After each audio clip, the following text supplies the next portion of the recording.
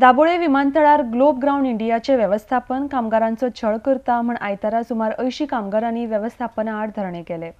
80 कामगार आपली कागाळ घेवन दाबोळे विमानतळ प्राधिकरणातल्या पुलिशे कडेन पावले। उपरांत पुलिशेन व्यवस्थापना कडेन उलोवन तांचो प्रश्न सुटावो केलो। आरडीएक्स खातीर दाबोळेच्यान जॉन डिसिल्वा।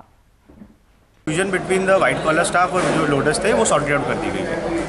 कल रात को 3 या 4 लड़के थे जो बहुत पहले से कई बार पी के रिपोर्ट करते थे, जो हमारा स्टाफ उनको एक्सेप्ट नहीं करता था।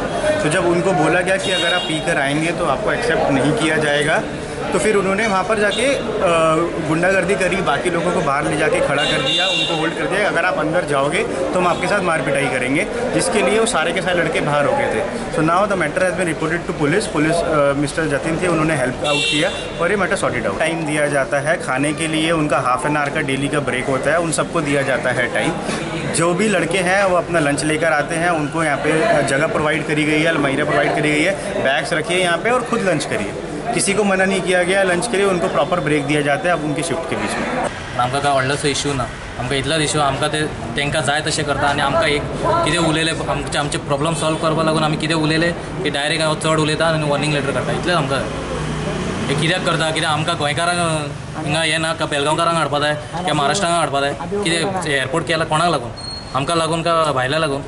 सो आतां तुमी सेटलमेंट केला?